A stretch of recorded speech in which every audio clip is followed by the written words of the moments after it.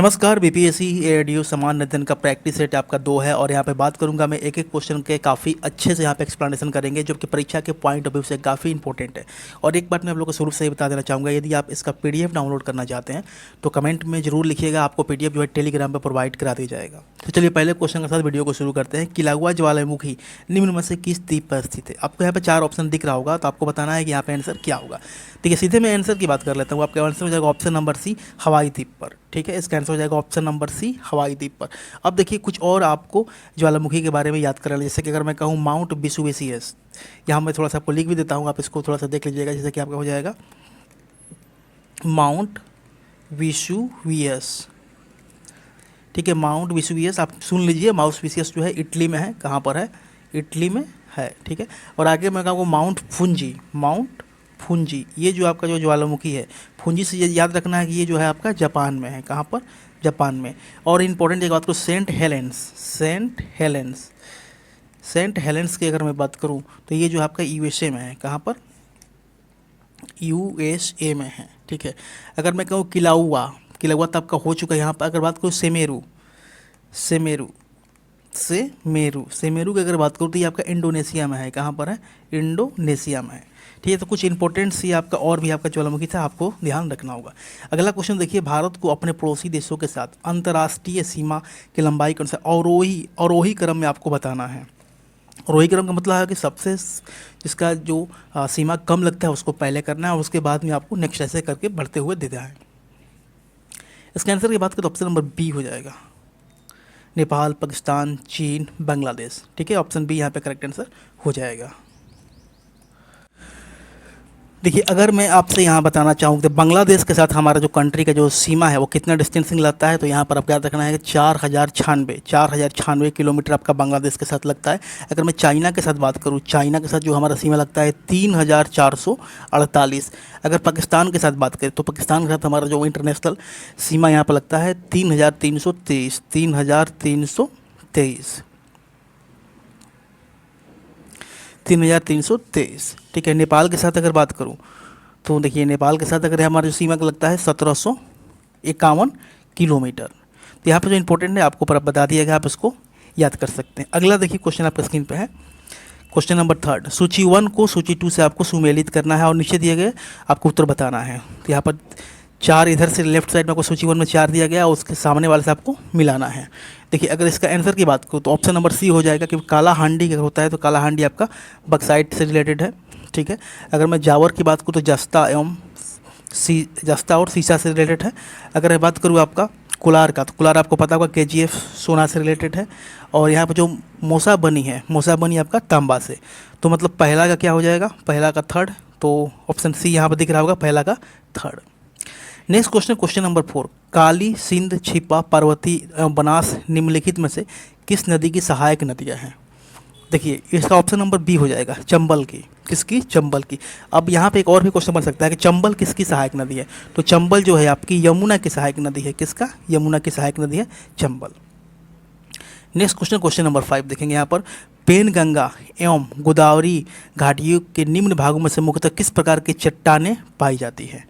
अगर मैं इसका आंसर की बात करूँ तो इसका आंसर हो जाएगा ऑप्शन नंबर सी, कुडप्पा समूह की चट्टानें। ऑप्शन नंबर सी इसका करेक्ट आंसर हो जाएगा, कुडप्पा समूह की चट्टानें। अगला क्वेश्चन, क्वेश्चन नंबर 6। निम्नलिखित में से कौन भूमध्य रेखा पर अवस्थित है? देखिए, यहाँ पर पहला ऑप्शन देगा ब्रूनेई, ये नहीं है, गलत हो जाएगा। और अगला मैं बात करूँ इसका कोलंबिया, तो ये हो जाएगा। केन्या भी है, वेनेजुला नहीं है, तो मतलब सेकंड और थर्ड हो जाएगा। तो ऑप्शन बी यहाँ पे करेक्ट आंसर हो जाएगा। भूमध्य रेखा पर और भी कंट्री है, मैं आपको थोड़ा सा एक्सप्लेन कर देता हूँ। देखिए यहाँ पर, अगर मैं बात करूँ भूमध्य रेखा पर तो आपका कोलंबिया, केन्या तो हो गया। और यहाँ पर इक्वाडोर है। कौन सा है? इक्वाडोर। बात करूँ ब्राज़ील, ठीक है, ब्राज़ील हो जाएगा।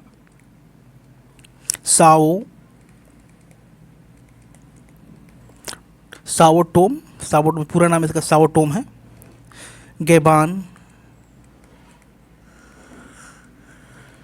कांगो, कांगो के बाद अगर मैं बात करूं तो युगांडा, ठीक है, सोमालिया,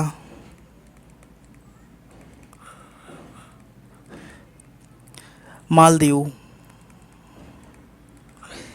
जो भी कंट्री के नाम मैं आपको बता रहा हूँ, ये आपका जो कंट्री है भूमध्य रेखा पर स्थित है। देखिए अगला यहाँ पे क्वेश्चन की बात करें तो यहाँ सब लोग क्वेश्चन नंबर बढ़ जाएंगे 7 पर।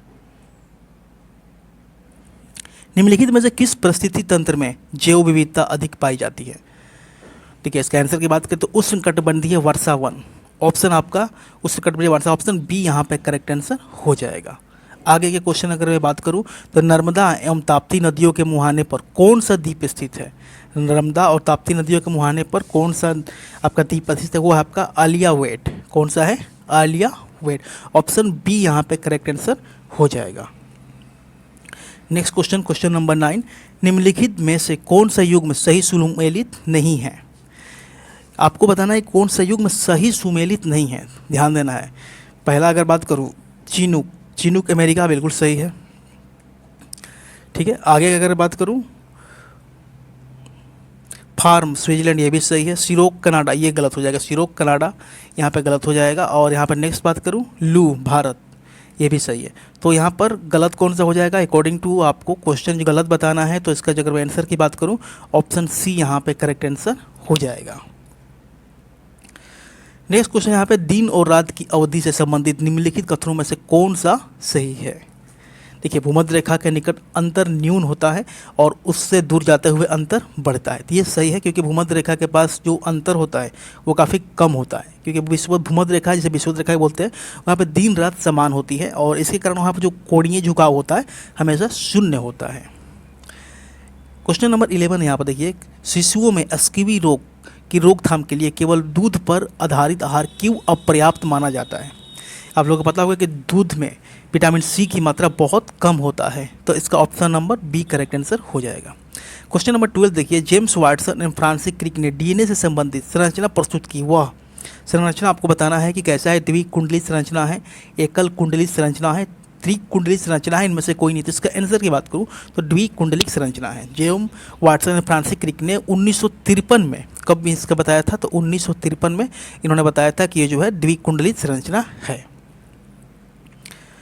नेक्स्ट क्वेश्चन देखिए, क्वेश्चन नंबर 13, सूची 1 को सूची 2 से आपको मिलाना है। ठीक है, काफ़ी इंपॉर्टेंट क्वेश्चन। देखिए पहला कह रहा है अवतल दर्पण, तो यहाँ पर अवतल दर्पण सौर भट्टी में उष्मा केंद्रित करना बिल्कुल सही है, पहला का 1 हो जाएगा। अगला आपका है उत्तल लेंस, तो उत्तल लेंस का कहाँ पर प्रयोग होता है? दृष्टि दोष सुधारक में, तो ऑप्शन नंबर सी हो जाएगा, 3rd हो जाएगा। अब उत्तल दर्पण, उत्तल दर्पण की यहाँ पे बात हो रही है तो वाहन के पीछे का जो भी चीज़ होता है, पीछे का दृश्य देखने के लिए इसका प्रयोग होता है उत्तल दर्पण का। और समतल दर्पण का सामने सामने हो जाएगा सामान्य परिवर्तन के लिए। तो मतलब अगर मैं कहूँ पहला का 1, तो इसके अकॉर्डिंग पहला का 1 और बी का 3, ऑप्शन ए यहाँ पे करेक्ट आंसर हो जाएगा। आगे क्वेश्चन देखिए, क्वेश्चन नंबर 14, यदि सड़क लोलक की लंबाई को 4 गुना कर दिया जाए तो उसकी काल अवधि पर क्या प्रभाव पड़ेगा? तो काल अवधि उसका जो क्या हो जाएगा, दुगना हो जाएगा। ऑप्शन बी यहाँ पे करेक्ट आंसर हो जाएगा। काल अवधि का जो फॉर्मूला होता है वो आपको ध्यान रखना है कि 2π√L/g। देखिए नेक्स्ट क्वेश्चन नंबर 15 की अगर मैं बात करूँ, वह ताप बिंदु जिस पर ठोस द्रव गैसीय अवस्था एक साथ रह सकती है वो क्या कहलाता है? अगर इसका आंसर की हम बात करें तो वो कहलाता है त्रिक बिंदु। ऑप्शन नंबर डी यहाँ पे करेक्ट आंसर हो जाएगा। अगला क्वेश्चन कह रहा है कि कोर्डम और कार्बोलाइड किस धातु के अयस्क हैं? तो ये जो एल्युमिनियम होता है उसका अयस्क होता है, किसका? एल्युमिनियम का। अगर आपसे यहाँ इसका फार्मूला भी पूछा जा सकता है कि कोर्डम का फार्मूला क्या होता है, तो मैं आपको लिख देता हूँ Al2O3, ये आपका कोर्डम का होता है। कार्बोलाइड की अगर मैं फार्मूला की बात करूँ तो आपका हो जाता है Na2AlF6। नेक्स्ट क्वेश्चन की बात करें, क्वेश्चन नंबर 17, एक बस सीधे रास्ते पर चल रही है, अचानक दाईं ओर एक तेज मोड़ लेती है। बस में बैठे यात्री क्या होगा यहाँ पर, किस तरफ झुकेंगे? तो बाईं की ओर झुकेंगे। ऑप्शन सी यहाँ पे करेक्ट आंसर हो जाएगा। ये ऐसा क्यों होता है? तो गतिज जड़त्व के कारण होता है। किसके? गतिज जड़त्व के कारण वे लोग, सारे जितने भी लोग हैं वो बाईं की तरफ झुक जाएंगे। क्वेश्चन नंबर 18 यहाँ पर देखिएगा, कह रहा है कि निम्नलिखित में से कौन सी विकिरण शरीर के दर्द से राहत पाने के लिए उपयोग की जाती है? तो इसका आंसर की अगर मैं बात करूं तो ऑप्शन नंबर 1 हो जाएगा इन्फ्रारेड विकिरण। इन्फ्रारेड विकिरण की अगर हिंदी की बात करूं तो अवरक्त विकिरण कहते हैं। ऑप्शन नंबर ए यहाँ पे करेक्ट आंसर हो जाएगा। कलियां विशिष्ट रूप से पाई जाती है, कलियां मुख्य रूप से विशिष्ट रूप से कहाँ पाई जाती है? तो इसका आंसर हो जाएगा दोनों पत्तियों के आधार एवं शाखाओं के सिरे पर। नेक्स्ट क्वेश्चन, क्वेश्चन नंबर 20 देखिए यहाँ पर आपका स्क्रीन पर दिख रहा है। निम्नलिखित में से किस स्थान पर गुरुत्वाकर्षण बल सबसे अधिक होता है? गुरुत्वाकर्षण बल अगर मैं बात करूँ, जहाँ पर यहाँ पर जो इनका एंगल्स की होता है, जहाँ पर ये लोग ध्रुवों पर आकर्षण काफ़ी नज़दीक होता है, जिसके कारण यहाँ पे इनका गुरुत्वाकर्षण बल काफ़ी अधिक होता है। और यहाँ पे बात करूँ अपकेंद्रीय बल भूमध्य रेखा पर और ध्रुवों पर सबसे अधिक होता है, मतलब यहाँ पर शून्य होता है, जिसके कारण यहाँ पे भूमध्य रेखा का जो प्रभावी गुरुत्वाकर्षण भी यहाँ पे काफ़ी कम हो जाता है, क्योंकि यहाँ पे एंगल जो है 0 हो जाता है। तो इसका आंसर हो जाएगा ऑप्शन नंबर डी, ध्रुव पर। गैसोहॉल मिश्रण है, गैसोहॉल जो मिश्रण होता है जिसमें 90% पेट्रोल होता है, 10% आपका अल्कोहल होता है। क्वेश्चन नंबर 29 देखिए, कर्सट हॉल एवं सिनेमा हॉल के छतें वक्राकार क्यों बनाई जाती है? तो आप लोगों को पता होगा कि ध्वनि हॉल के सभी भागों में पहुंच सके, इसलिए इसको वक्राकार बनाया जाता है। अगला क्वेश्चन, लाइसोसोम किन के पाचन में सक्षम है? देखिए अगर लाइसोसोम की बात करूं तो ये आपका कार्बोहाइड्रेट को भी पचा सकता है, लिपिड को भी, प्रोटीन को भी, न्यूक्लियर, मतलब ये सबको पचा सकता है। ऑप्शन डी यहाँ पे करेक्ट आंसर हो जाएगा, ऑप्शन डी। नेक्स्ट क्वेश्चन की बात करें कि हर्ष के संदर्भ में आपसे पूछा गया है कि निम्नलिखित में से कौन सा कथन असत्य है? यहाँ पर ये थोड़ा सा परीक्षा के प्रेशर में ये लोग थोड़ा दिक्कत हो जाता है हम लोगों को कि सत्य और असत्य आपको फोकस करना है। ये पूछा है कि कौन सा आपका असत्य है, ठीक है। तो यहाँ पर एक एक लाइन को पढ़ेंगे कि हर्ष का दरबारी कवि बाणभट्ट ने हर्ष की जीवनी लिखी थी, ये तो बिल्कुल सही है।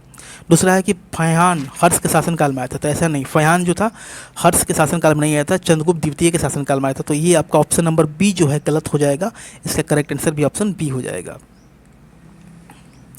अगला क्वेश्चन देखिए यहाँ पर, महात्मा बुद्ध के संदर्भ में आपसे पूछा गया है कि इनका पहला उपदेश सारनाथ में दिया गया था, तो सही है।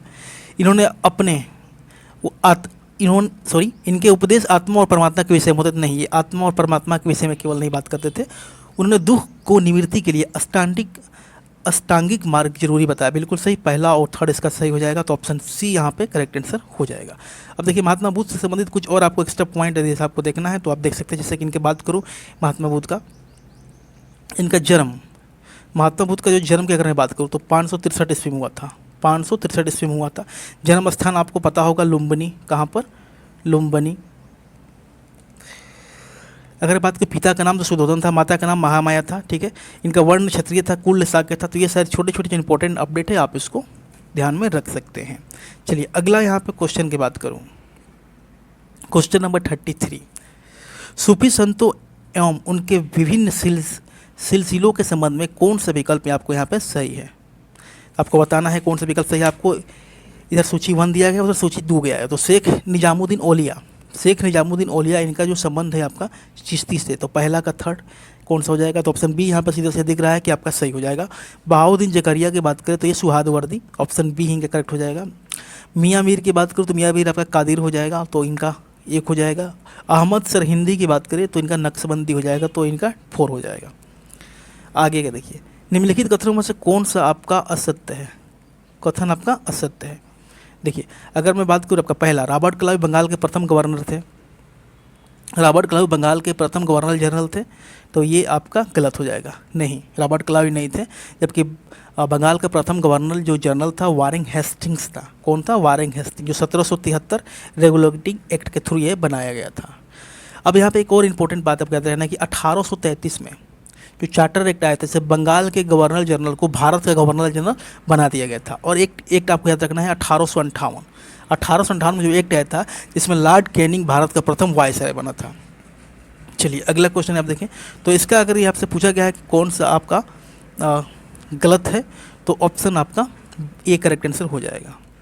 नेक्स्ट क्वेश्चन, क्वेश्चन नंबर 35 को देखेंगे। यहाँ पर निम्नलिखित संधियों को आपको काल क्रमानुसार सजाना है, तो आपको याद होना चाहिए कब संधि कब हुई थी। अगर मैं बात करूँ अमृतसर की संधि, ये 809 में हुआ था। कब? 809 में। बसिन की संधि की अगर बात करूँ तो 802 में हुआ था, 802 में। सालबाई की अगर संधि की बात करूँ तो 1782 में हुआ था। और श्रीरंगपट्टनम की संधि की बात करें तो 1792 में। तो आप इसको कालक्रम के अनुसार सजाना है, मतलब पहले जो हुआ था तो ऑप्शन 1782 ये वाला सालबाई पहला हो जाएगा, तो ऑप्शन बी, क्योंकि 4 के बाद 3 और 1-2 में डाउट है, तो 1-2 में पहले कौन सा हुआ था, तो एक ये 1800 अमृत संधि 1809 में हुआ था, और ये जो आपका दो वाला है 1802 में हुआ था, तो ये वाला पहले हो जाएगा। तो इसके अकॉर्डिंग आप देख लीजिएगा। तो सॉरी जस्ट वेट, यहाँ पर मैंने क्या लिख दिया है, ये फिर से मैं इसको लिख देता हूँ ताकि यहाँ पर कन्फ्यूजन ना हो पाए। अमृतसर के संधि की मैं बात करूँ तो 1809 और बसीन की संधि 1802। ठीक है, तो बसीन की संधि 1802 में हुआ था, ये आपका 1809 में हुआ था। इसके अकॉर्डिंग ऑप्शन सी करेक्ट हो जाएगा, ये नहीं होगा क्योंकि ये 1802 है। देखिए अगला यहाँ पे क्वेश्चन नंबर 36 देखेंगे। ऋग्वैदिक युद्धों के संदर्भ में निम्नलिखित में से कौन सा कथन सही नहीं है? ध्यान दीजिएगा, सही नहीं है, यहाँ से पूछा गया। पहला कह रहा है कि इस काल में मवेशियों के लिए युद्ध लड़े जाते थे, बिल्कुल सही है। लड़ाइयाँ जमीन के लिए भी लड़ी जाती थी, ये भी सही है। इस काल में युद्धों के लिए कोई अस्थायी सेना नहीं थी, ये भी सही है। युद्ध में जीता गया धन केवल सरदारों और पुरोहितों में बांटा जाता था, ये गलत है। तो ऑप्शन डी यहाँ पे अकॉर्डिंग टू क्वेश्चन आंसर हो जाएगा। चलिए अगला क्वेश्चन नंबर 37 देखेंगे। 37 क्या कह रहा है कि आर्थिक एवं भौगोलिक कारणों से सभी महाजन पदों में सबसे शक्तिशाली महाजन पद कौन था? तो शायद आप लोगों को पता होगा कि सबसे शक्तिशाली महाजन पद क्या था? मगध था। क्या था? मगध, जो कि ऑप्शन में नहीं दिया गया है। तो ऑप्शन डी आप डायरेक्ट मार दीजिएगा, सही हो जाएगा। अगला क्वेश्चन, क्वेश्चन नंबर 38। राजा राम मोहन राय के बारे में निम्नलिखित में से कौन सा कथन असत्य है? फिर से आपको यहाँ पे फंसाने वाला क्वेश्चन आ गया, असत्य पूछा गया। देखिए यहाँ पर बात देखते हैं। पहला कह रहा है कि इन्होंने मूर्ति पूजा एवं धार्मिक अनुष्ठानों का समर्थन, बिल्कुल गलत, समर्थन नहीं किए थे, ये इनका विरोध किए थे। मूर्ति पूजा का क्या किए थे? विरोध। तो अकॉर्डिंग टू क्वेश्चन तब का आंसर यही हो जाएगा। और इनका जो वर्क वो भी देख लेते हैं, जैसे कि इन्होंने राजा राम मोहन राय ने हिंदी, संस्कृत, बांग्ला, फारसी एवं अंग्रेजी भाषा का अच्छे ज्ञाता थे, सही है। ये सारा लाइन सही हो जाएगा क्योंकि पहला ही गलत मिल गया तो वो सही हो जाएगा। देखिए अगला देखेंगे। मुंगेर में बढ़ैया ताल या बाक्सत आंदोलन किसके नेतृत्व में चला गया था? इसका आंसर हो जाएगा Karyanand Sharma. Option number D हो जाएगा, कार्यानंद शर्मा। नेक्स्ट क्वेश्चन, सल्तनत काल में मंत्री परिषद को क्या कहा जाता था? तो ऑप्शन नंबर बी हो जाएगा, मजलिस खलवत। मंत्री परिषद को क्या कहा जाता था? मजलिस खलवत। अगला क्वेश्चन देखिए, शेर शाह ने किस युद्ध में विजय के बाद शेर शाह की उपाधि धारण की थी? तो शेर शाह ने यहाँ पर किस युद्ध में हुआ था? तो ऑप्शन सी हो जाएगा, चौसा का युद्ध, जो आपका 25 जून 1539 ईस्वी में हुआ था। इस युद्ध में विजयी होने के बाद शेर खान ने शेर शाह की उपाधि धारण करके यहाँ पर सिंहासन पर बैठा हुआ था। अगला क्वेश्चन नंबर 42, निम्न आपका सूची 1 को सूची 2 से सुमेलित कीजिए तथा नीचे दिए गए कोट से सही उत्तर चुनिए। तो यहाँ पर दिया गया हड़प्पा, रावी नदी के किनारे, बिल्कुल सही है। मोहनजोदड़ो, सिंधु नदी के किनारे। कालीबंगा घग्गर नदी के किनारे। और लोथल भोग, मतलब ये तो ऑलरेडी मैच हुआ है, तो 1 2 3 4 ऑप्शन ए यहाँ पे करेक्ट आंसर हो जाएगा। ठीक है, next question number 43। Khan Abdul Ghaffar Khan द्वारा संचालित लाल कुर्ती आंदोलन किस आंदोलन के दौरान चलाया गया था? तो ये जो आंदोलन चलाया गया था, सविनय अवज्ञा आंदोलन, जिसका 1929 में था, उसी के ये दौरान चलाया गया था। तो ऑप्शन ए यहाँ पे करेक्ट आंसर हो जाएगा, सविनय अवज्ञा आंदोलन। नील आंदोलन की शुरुआत सर्वप्रथम बंगाल के किस जिले में हुई थी? तो इसका डायरेक्ट आंसर बात करेंगे, नदिया में हुआ था। कहाँ पर? नदिया में। यानी इसका ईयर्स की अगर बात करूँ तो 1859 में। कब हुआ था? 1859 में यहाँ पे हुआ था। इस आंदोलन का जो था, गांधी जी ने अहिंसक आंदोलन से प्रेरित किया था। इसका जो बात करें, देखिए नील आंदोलन के बारे में बात हो रहा था ना, तो इसका नेतृत्व सबसे पहले विष्णुचरण विश्वास ने किया था। किसने? विष्णुचरण विश्वास ने किया था। चलिए अगला क्वेश्चन देख लेते हैं। यहाँ पर साइमन कमीशन द्वारा किस वर्ष अपनी रिपोर्ट यहाँ पे प्रस्तुत किया गया था? साइमन कमीशन द्वारा जो 1930 में यहाँ पर रिपोर्ट प्रस्तुत किया था, इसका जो परिणाम हुआ था, इसी रिपोर्ट के आधार पर 1935 आपका भारत सरकार का अधिनियम एक्ट आपका 1935 वाला इसी के बेस पे आया हुआ था। भारत में किस वायसराय को भारत में स्थानीय शासन का जनक माना जाता है? तो इसका आंसर हो जाएगा option number D, Lord Ripon. ठीक है, इसने 1882 में स्थानीय स्वशासन संबंधित एक कानून बनाया था, जिसमें भारत में लोकतांत्रिक विकेंद्रीकरण के यहाँ पे नींव रखा गया था, इसलिए इसको भारतीय स्वशासन का जनक भी कहा जाता है। भारत में ईस्ट इंडिया कंपनी का सफलता का राज क्या था? तो भारत में राष्ट्रीय भावना कमी, बिल्कुल सही।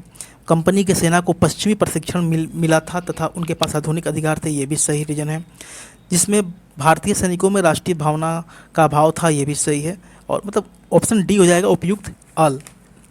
नेक्स्ट क्वेश्चन, क्वेश्चन नंबर आपका 48 हो जाएगा। भारतीय इतिहास में 6 अप्रैल 1930 की तिथि जानी जाती है। तो अगर कहूँ तो ये जो तिथि आपका महात्मा गांधी के दांडी मार्च से संबंधित है। ऑप्शन ए यहाँ पे करेक्ट आंसर हो गया है। ये जो दांडी यात्रा जो आपकी हुआ था, ये 12 मार्च 1930 को साबरमती आश्रम से शुरू हुआ था। कब शुरू हुआ था? तो 12 मार्च 1930 में हुआ था, स्टार्ट हुआ था, और 6 अप्रैल को ये एंड हुआ था। निम्नलिखित या निम्न में से कौन एक स्वराज पार्टी से संबंधित नहीं है? देखिए, स्वराज पार्टी के गठन के पहले बात करूँ तो आपका 1 जनवरी 1923 को हुआ था।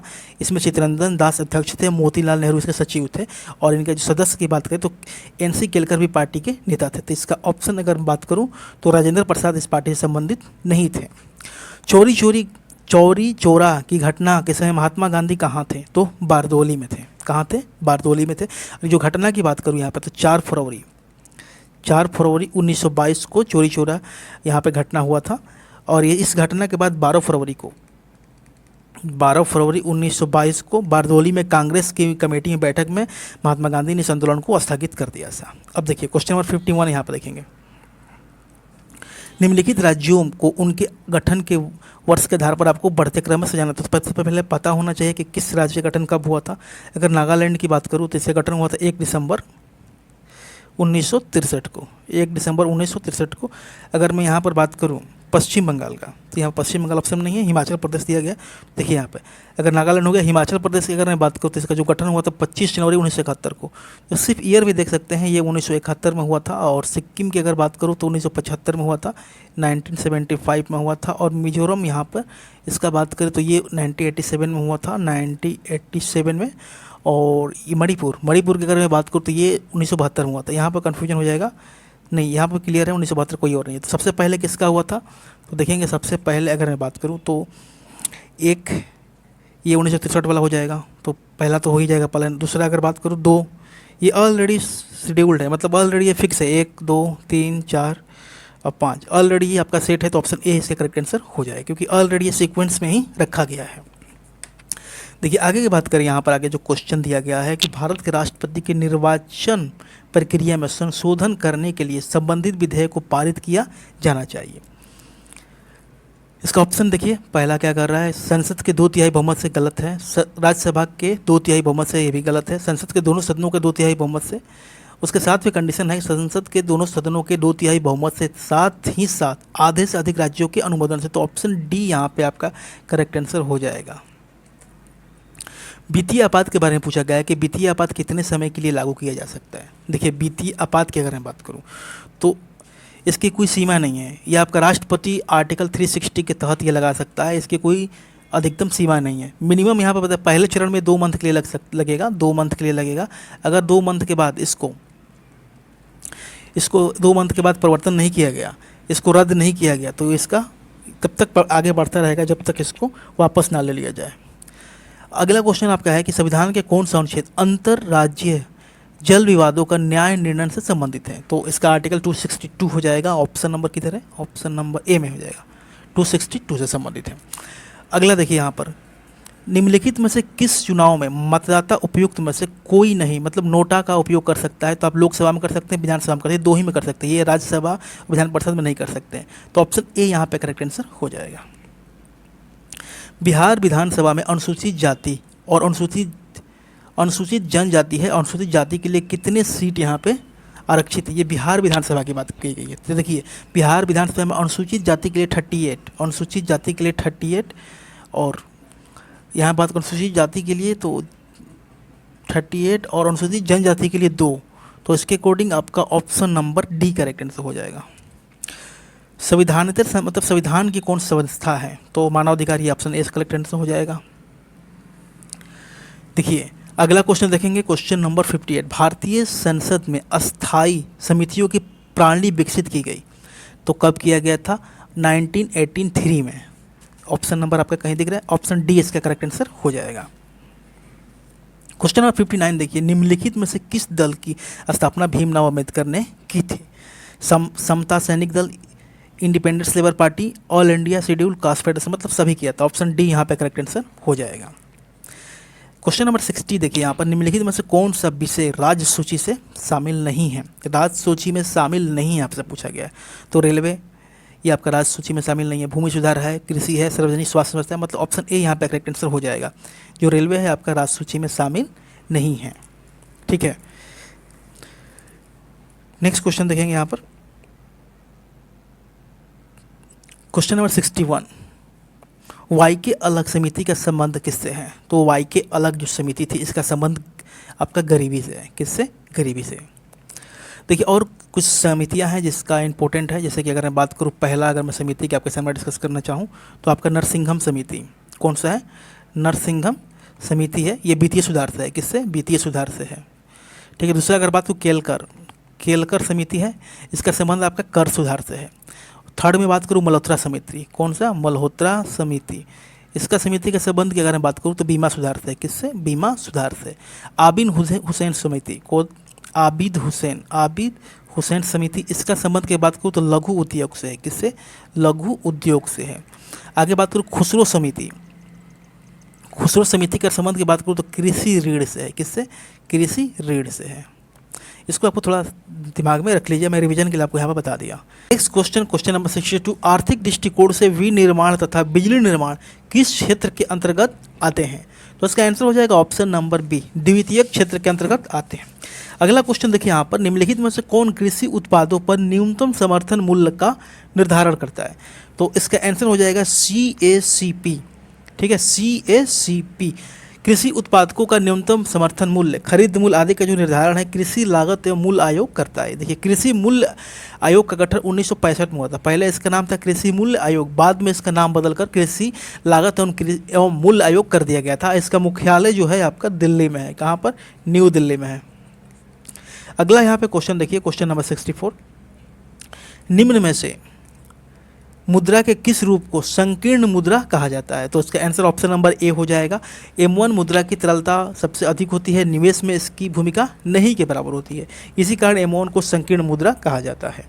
अगला क्वेश्चन नंबर 65 पे आपका स्क्रीन पर है, जब उत्पादन की प्रक्रिया में मशीनरी और पूंजी के मूल्य में कमी और सकल घरेलू उत्पाद से घटा दिया जाता है तो उसे क्या कहा जाता है? इसके आंसर की बात करें तो ऑप्शन नंबर डी हो जाएगा, शुद्ध घरेलू उत्पाद कहा जाता है, NDP इसको कहा जाता है। क्वेश्चन नंबर 66 देखिए यहाँ पर, गैर निष्पादित परिसंपत्तियों के संबंध में निम्नलिखित में से कौन सा कथन सत्य है? यहाँ पर एक वित्तीय वर्ष में ब्याज का भुगतान 365 दिनों से अधिक समय तक रोका जाना चाहिए, गलत है। मतलब आपसे पूछा है कि कौन सत्य है, तो ये तो पहला गलत हो जाएगा। दूसरा, एक वित्तीय वर्ष में मूलधन का भुगतान 180 दिनों से अधिक समय तक रोका जाना, ये भी मतलब दोनों गलत है। उपरोक्त में से कोई यहाँ पर आपका आंसर नहीं हो जाएगा। ऑप्शन डी इसका आंसर हो जाएगा। देखिए अगला क्वेश्चन देखेंगे, क्वेश्चन नंबर 67 यहाँ पर है, निम्न में से किस औद्योगिक नीति प्रस्ताव वक्तव्य को भारत का आर्थिक संविधान या राज्य पूंजीवाद की गीता कहा जाता है या माना जाता है? तो इसका आंसर की अगर मैं बात करूँ तो ऑप्शन नंबर बी हो जाएगा, 1956 का औद्योगिक नीति का प्रस्ताव। अगला क्वेश्चन देखिए, योजना अवकाश की अवधि का संबंध है। योजना अवकाश की अवधि का अगर मैं संबंध की बात करूँ तो तीसरी पंचवर्षीय योजना 1966 से 1969 के बीच में, उसका संबंध ऑप्शन नंबर यहाँ पे सी हो जाएगा। अगला क्वेश्चन नंबर 69, प्रभावती देवी किस क्षेत्र की स्वतंत्रता सेनानी थी? तो प्रभावती देवी की अगर मैं बात करूँ तो जयप्रकाश नारायण की पत्नी थी। पटना क्षेत्र से भारतीय स्वतंत्रता सेनानी के रूप में इन्हें जाना जाता है। बिहार में किस आंदोलन में पुलिस हमारा भाई है का नारा सुनाई पड़ता था? तो देखिए भारत छोड़ो आंदोलन के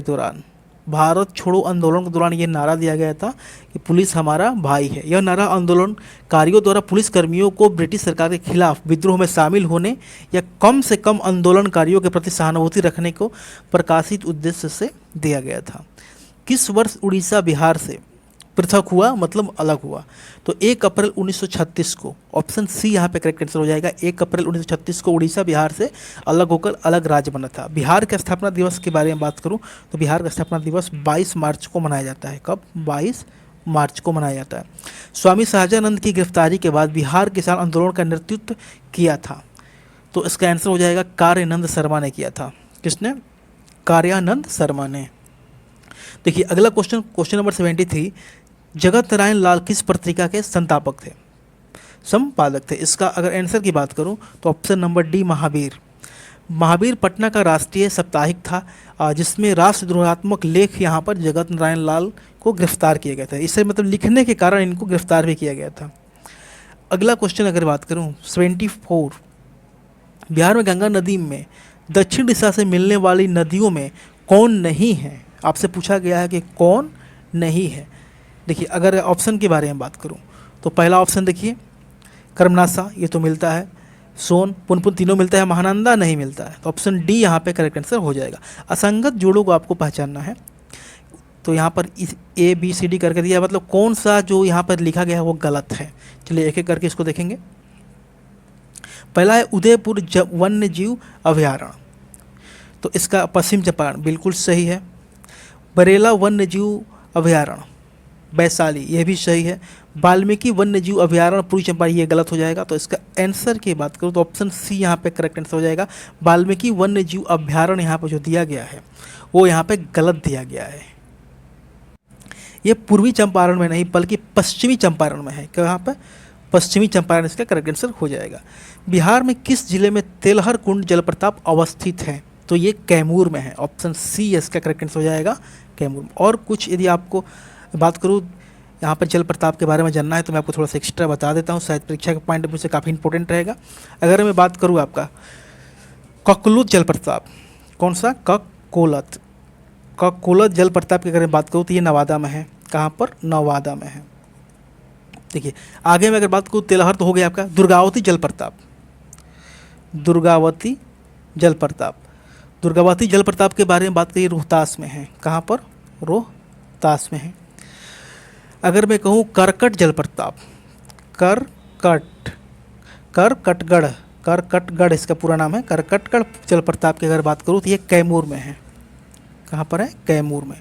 आगे बात करूँ आपका धुआं कुंड जलप्रपात, धुआं कुंड जलप्रपात, ये सासाराम में है। कहाँ पर है? सासाराम में है। आगे अगर मैं कहूँ आपका मंझर कुंड, कौन सा? मंझर कुंड, इसके बारे में बात करें तो मंझर कुंड जो आपका प्रताप है वो भी आपका सासाराम में ही हो जाएगा। कहाँ पर है? सासाराम में। कशिश जलप्रपात रोहतास में है। कौन सा? तो कशिश जलप्रपात भी आपका रोहतास में है। तुतला भवानी जलप्रपात, मतलब तुतला भवानी, ये भी जो जलप्रपात है आपका रोहतास में ही है। तो ये आपको जलप्रपात याद कर लीजिएगा, काफ़ी इंपॉर्टेंट है। अगला क्वेश्चन देखिए यहाँ पे 77 देखेंगे।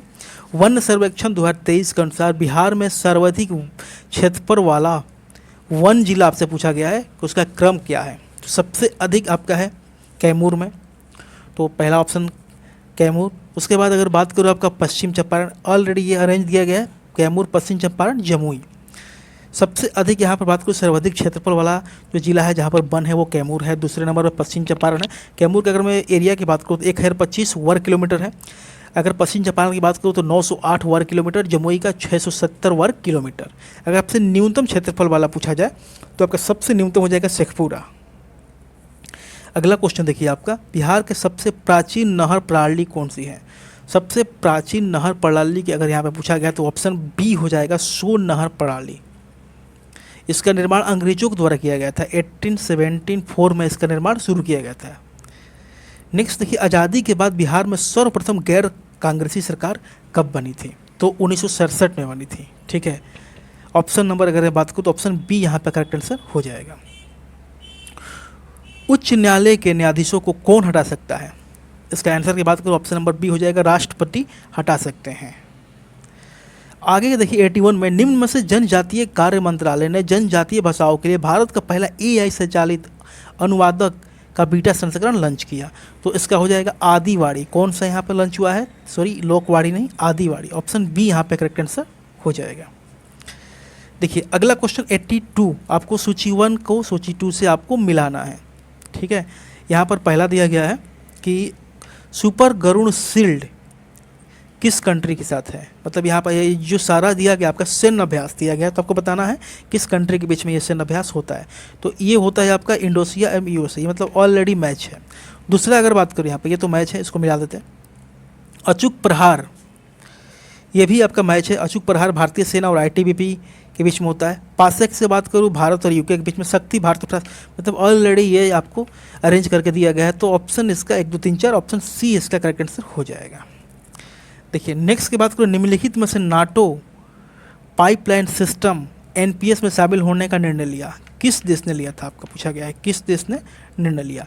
इसके आंसर के बारे में बात करें तो ऑप्शन नंबर आपका बी हो जाएगा, पोलैंड ने लिया। अगला क्वेश्चन देखिए, परियोजना परी का संबंध निम्न में से किस मंत्रालय से है। परियोजना जो परी है इसका संबंध आपसे पूछा गया है कि किस मंत्रालय से है। आई थिंक मैंने कुछ क्वेश्चन छोड़ दिया इधर, चलिए यहाँ से 83 के बाद 84 यहाँ पर देखना है। चलिए, निम्नलिखित में से किस देश ने उत्तरी पूर्वी अरब सागर में बने चक्रवात शक्ति का नाम रखा था। चक्रवात शक्ति का नाम किस कंट्री ने रखा था, तो है ऑप्शन नंबर बी, श्रीलंका ने रखा था। आगे देखिए अगला क्वेश्चन, निम्न में से किस शब्द को कुलाइन डिक्शनरी का वर्ड ऑफ द ईयर 2025 में नामित किया गया, तो है आपका वाइब कोडिंग। क्या है, वाइब कोडिंग। नेक्स्ट क्वेश्चन 86, निम्नलिखित में से किस राज्य में च्वांगकुट महोत्सव मनाया जाता है। ये आपका मणिपुर का है, ऑप्शन नंबर कहाँ है, ए करेक्ट आंसर हो जाएगा। प्रधानमंत्री विरासत का संवर्धन योजना में कौन सा घटक शामिल नहीं है। तो देखिए यहाँ पे एक एक को पढ़ना पड़ेगा कौन सा घटक शामिल नहीं है। पहला कह रहा है शिक्षा सहायक घटक, बिल्कुल शामिल है। महिला नेतृत्व उद्यमिता घटक, ये भी सही है। संस्कृति ये शामिल नहीं है। मतलब ऑप्शन आपका जो है थर्ड करेक्ट आंसर हो जाएगा। थर्ड आपका करेक्ट आंसर हो जाएगा, ऑप्शन थर्ड। इसको मैं मार्क कर देता हूँ ताकि यदि आप इसको पीडीएफ लेंगे तो आपको रिवीजन करने में आसानी होगा। पीडीएफ आपको टेलीग्राम में मैं प्रोवाइड कर दूंगा, तो आप कमेंट में बोल सकते हैं। तो आप यदि आप लोग बोलेंगे तो कमेंट में आपको यह प्रोवाइड करा दिया जाएगा। यहाँ पर 87 के अगर मैं आंसर की बात करूँ तो केवल आपका 3 हो जाएगा, जो कि ऑप्शन नंबर ए में दिया गया है। निम्नलिखित कथनों पर विचार कीजिए और सही कथन आपको चुनना है। कह रहा है पहला, मोबाइल वर्ल्ड कांग्रेस 2025 में भारत का प्रतिनिधित्व मोबाइल वर्ल्ड कांग्रेस 2025 में भारत का जो प्रतिनिधित्व था प्रधानमंत्री मोदी ने किया था, तो ये गलत है। इस समारोह के दौरान भारत पवेलियन का उद्घाटन भी किया गया, सही है। इसका आयोजन स्पेन के बार्सिलोना में किया गया है। मतलब ऑप्शन नंबर 2 और 3 सही है, ऑप्शन ए यहाँ पे करेक्ट आंसर हो जाएगा। अगर मैं बात करूँ तो इसको जो हमारे संचार मंत्री है ज्योतिरादित्य सिंधिया ने यहाँ पर प्रतिनिधित्व किया था। देखिए अगला क्वेश्चन, देखिए आपके स्क्रीन पर दिख रहा होगा, निम्न में से किस बैंक ने डिजिटल परिवर्तन पुरस्कार 2025 जीता। तो डिजिटल परिवर्तन जो पुरस्कार है वो आपको आरबीआई को प्राप्त हुआ है, option number C correct answer हो जाएगा। ये 2025 का अवार्ड की बात हो रहा था। अब देखिए क्वेश्चन नंबर 90, परमाणु ऊर्जा मिशन के बारे में सही कथन आपको चुनना है। कौन कौन सा कथन सही है, तो बजट 2025 में घोषित परमाणु ऊर्जा मिशन में 2047 तक 100 गीगावाट परमाणु ऊर्जा के तैनाती की परिकल्पना की गई है, जो 2070 तक नेट जीरो के लिए आवश्यक है, बिल्कुल सही है। दूसरा देखिए यहाँ पर, इस मिशन के अंतर्गत 2023 तक 5 MMR की तैनाती के लिए बजट 2025 में 20,000 करोड़ रुपए की राशि आवंटित की गई है, तो यहाँ पर आपका जो हो जाएगा 1 और 2 दोनों सही हो जाएगा। देखिए क्वेश्चन नंबर 91 देखेंगे, जस्ट वेट अ मिनट। देखिए भारत परी का संबंध निम्न में से किस मंत्रालय से, जो परियोजना आपका परी है उसका संबंध किस मंत्रालय से है ये पूछा गया, तो ऑप्शन नंबर सी हो जाएगा, संस्कृति मंत्रालय से है। किसका, संस्कृति मंत्रालय। हाल ही में प्रधानमंत्री मोदी को commander of the order of star and की ऑफ द इंडियन ओशन के किस देश से सम्मानित किया गया, मॉरिशस ने सम्मानित किया, ऑप्शन बी यहाँ पर करेक्ट आंसर हो जाएगा। भारत के द्वारा प्रारंभ ऑपरेशन ब्रह्मा का संबंध निम्न में से किससे है, ऑपरेशन ब्रह्मा का संबंध इसका ऑप्शन बी हो जाएगा, म्यांमार में आए भूकंपों को पीड़ितों की सहायता से है। ठीक है। हाल ही में किस राष्ट्रीय पार्क को 98वां बाघ अभयारण्य घोषित किया गया, तो इसका आंसर हो जाएगा ऑप्शन नंबर सी, माधव। कौन सा, Madhav. Next question, question number 95, निम्नलिखित में से पर्यावरण 2025 पर 2 दिवसीय राष्ट्रीय सम्मेलन का आयोजन आपका कहाँ किया गया था, तो ऑप्शन बी हो जाएगा, दिल्ली में किया गया था। वरिष्ठ नागरिक आयोग की स्थापना करने वाला पहला राज्य कौन बन गया है, तो ऑप्शन नंबर ए हो जाएगा, केरल। चलिए क्वेश्चन नंबर 97 देखेंगे, हाल ही में इसरो और सेमीकंडक्टर प्रयोगशाला ने अंतरिक्ष के लिए भारत का पहले स्वदेशी 32 बिट माइक्रो प्रोसेसर कौन से विकसित किए गए हैं? तो इसका आंसर हो जाएगा ऑप्शन नंबर ए, विक्रम 3201 और कल्पना 3201।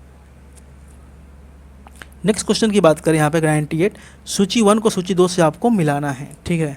चलिए देखते हैं यहाँ पर। पहला कह रहा है मिशन 60 अभियान, तो ये निर्वाचन आयोग से, बिल्कुल सही है। दूसरा है महिला शक्ति अभियान, महिला शक्ति अभियान आपका बिहार पुलिस का है। मिशन दक्ष अभियान, ये आपका शिक्षा विभाग का है। मिशन गुणवत्ता अभियान, तो ये आपका स्वास्थ्य विभाग का। तो पहला का 1 का ए का 1, और यहाँ पर बात करूँ बी का थर्ड, ये तो मैच कर रहा है दोनों। और बात करूँ यहाँ पर सी का आपका 1 2 होना चाहिए, तो ऑप्शन नंबर सी यहाँ पे करेक्ट आंसर हो जाएगा। क्वेश्चन नंबर 99, एक आपसे उसे रिक्वेस्ट रहेगा कि वीडियो बनाने में काफ़ी एफर्ट लगता है, आप लोग वीडियो को लाइक जरूर कीजिएगा। इसका जो नेक्स्ट सेट है आपको जल्द प्रोवाइड कर दिया जाएगा, तो जब चाहते हैं कि इसका जो नेक्स्ट सेट है काफ़ी जल्द प्रोवाइड कर जाए, वीडियो को लाइक कीजिए। इसका रीच 1K प्लस हो जाएगा तो आपको नेक्स्ट सेट आप प्रोवाइड करा दिया जाएगा। तो सिर्फ ये रिक्वेस्ट रहेगा कि लाइक सपोर्ट जरूर आप लोग करेंगे। बिहार सरकार द्वारा प्रस्तुत बजट 2025-26 निम्नलिखित में से किस पे केंद्रित है? तो ऑप्शन सी हो जाएगा न्याय के साथ विकास। लास्ट क्वेश्चन आपका है 38वें राष्ट्रीय खेल में बिहार क्रमशः स्वर्ण, रजत और कांस्य पदक प्राप्त हुए। इसको मैं आप लोगों को बोलूँगा कि इसका आंसर यदि आपको पता है तो कमेंट में लिखिएगा। मैं आपको हिंट दे रहा हूँ, या तो ए होगा या तो डी होगा। यदि आपको पता है तो आप लोग कमेंट में जरूर दीजिएगा, नहीं तो आपको पीडीएफ प्रोवाइड कर दिया जाएगा, पीडीएफ में आपको आंसर मिल जाएगा। और पीडीएफ डाउनलोड करने के लिए आपको कमेंट में लिखना है कि हाँ मुझे पीडीएफ चाहिए, तो पीडीएफ मैं आपको टेलीग्राम पर शेयर जरूर कर दूंगा। वीडियो कैसा लगा कमेंट में जरूर बताइएगा और लाइक करना ना भूलेंगे। Thanks for watching this video.